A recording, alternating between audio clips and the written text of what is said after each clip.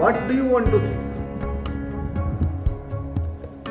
This is a very powerful tool which we have, the power of choice.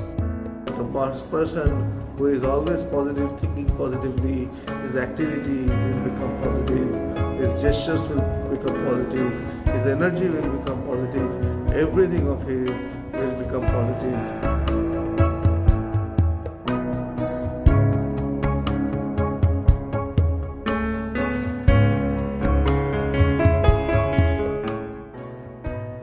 See, your mind is nothing but it's a cluster of thoughts.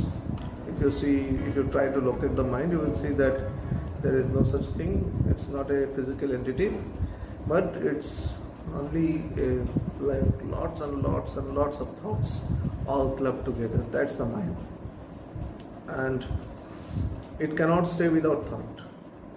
So it is always feeding.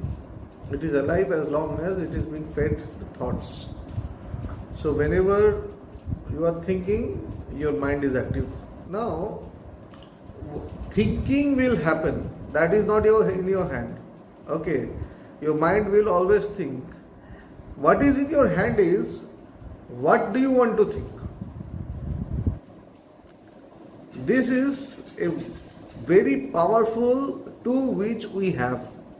The power of choice. I cannot control my mind that it will not think. If I think that, okay, for half an hour I will remain still, I will remain thoughtless, it will not happen until and unless you are in deep samadhi or in deep meditation. Even in meditation there is one single thought. So in meditation also there is thought. So until and unless you are in samadhi, you cannot remain without thoughts. So now the tricky thing is, okay, fine, I cannot remain without thought, mind will always be there, but I have the choice of thinking about what consciously I can think about something.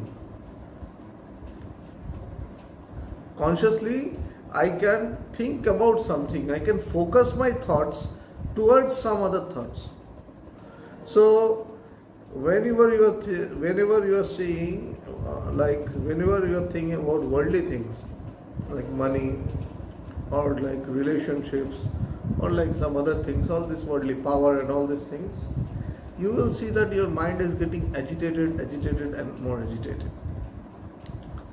But on the contrary, when you are thinking about chanting, when you are thinking about God, when you are thinking about Guru, Bhagavan, when you are thinking about spiritual discourses, when you are listening to them, these things are having a calming effect on you. So, we can have the choice of what I am going to think. The thing is that we have the choice. We have the choice of what I am going to think. I am going to think positive. I am going to think about God. I am going to think about all the good things, the positive things. That is why it is said that you will have to focus your mind on the words of Guru, on the words of scriptures, and in your own self. This is the conscious decision which we need to do. When we are able to concentrate our mind on the words of Guru, that is why it is said that always, mantra moolam guru vakyam. Mantra, what is mantra? Mantras are the words of Guru. Whatever Guru has told me, whenever Guru, I hope you have met Bhagavan.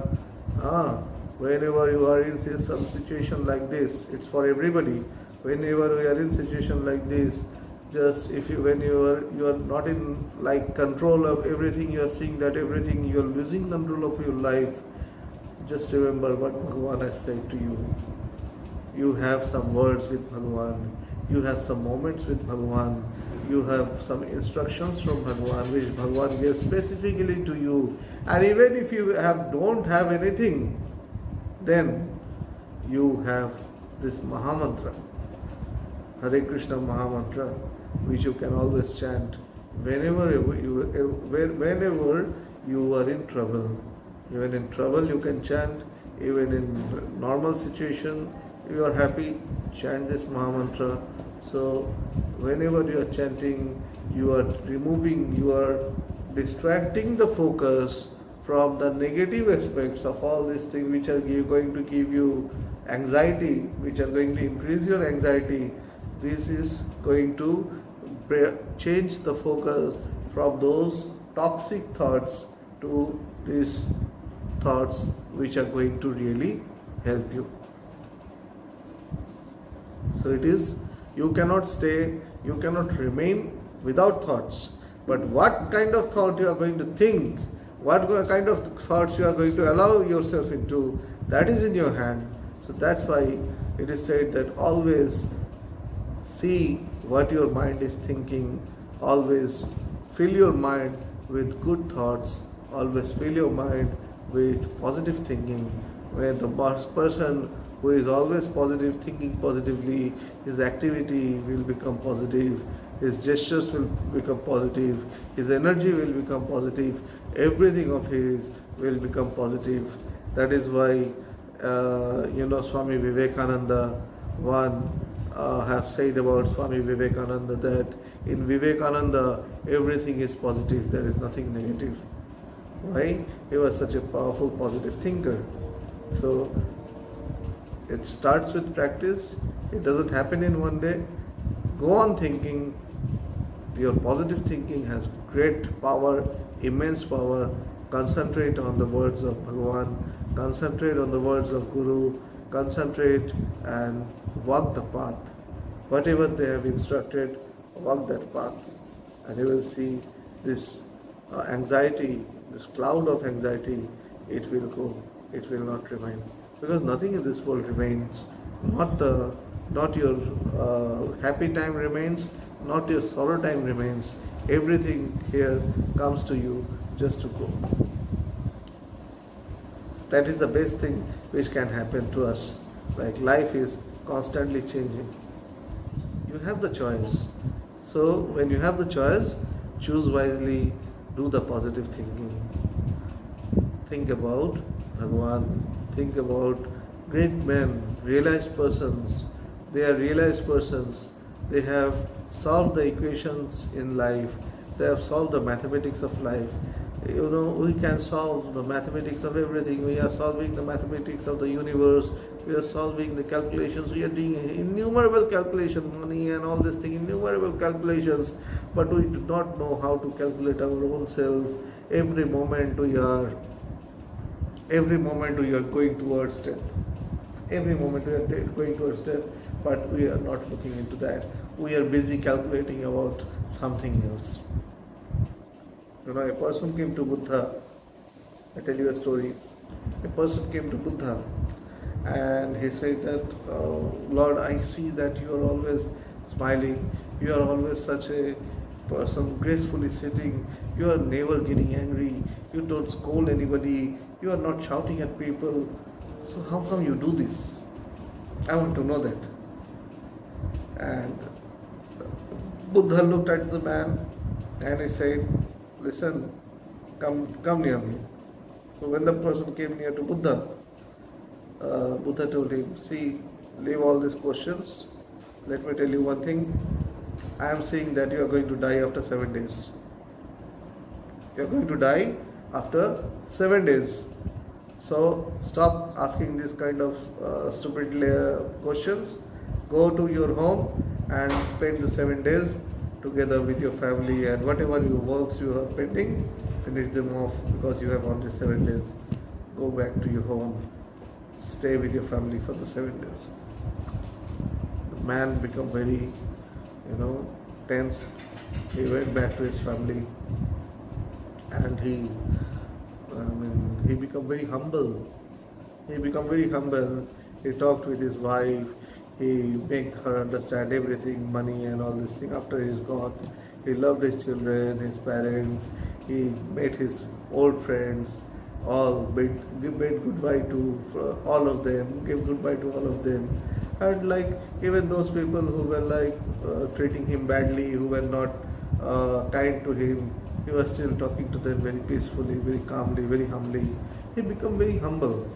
At the end end of 7 days, when he was about to die, he came to Buddha and came near Buddha and said, Lord, I have spent my 7 days, so it's time for me to go leave this body. I have come to you and I want to leave my body in your feet. And Buddha asked him, what did you do in these 7 days? How was your behavior? How was your dealing with people in these 7 days? The man said, I've become very humble. He said, why? I knew that what am I going to do? In 7 days I'm going to die. So what is the value of all these material things, all this world, and why is there I am going to attach things? I am going to leave these things after 7 days. So why increase all this attachment? So in these 7 days I have tried to detach myself from everything. And Buddha said, were you angry on anybody? Did you get angry on anybody? He said, no, I didn't have that. Why? Why no anger? He said, because what I will do? Why I will increase my enemies? What's the necessity? I'm going to go after this. Like today I'm going to go. So why I will increase my enemies? What's the necessity? I even treated my enemies with kindness. And then Buddha said, smiled and said, listen, I could have answered your question that day only. But I wanted you to have a first-hand experience, okay, of why I am humble, why I treat even my enemies with respect, with love. Every day we are all walking towards our end, inch by inch, like every moment, every step, every moment, every second which is going, we are all getting wasted. We are all going towards death, certain death. We are all moving towards death. So why, you ask me, why I remain calm, why I remain detached, why I don't get angry, why the reason to be angry, my friend? I know that we are all going to go. Why increase our, our anxiety? Why increase our attachments? Why increase our, because these things are all going to give you sorrow at the end. So that's what I wanted to show you. Don't worry, relax. You are going to live long. You are not going to die today. I just wanted you to have this first-hand information, first-hand experience. So this is how we worry too much about those things which are out of our control. So those things which are out of our control, they will happen, that will happen. What is going to happen will happen. You see, that is going to happen. So what's the use of me worrying? Relax, enjoy your life, enjoy every moment. This moment if you are enjoying, that's the grace of God. So go on enjoying every moment and you will see your life has become a wonderful bouquet of experiences.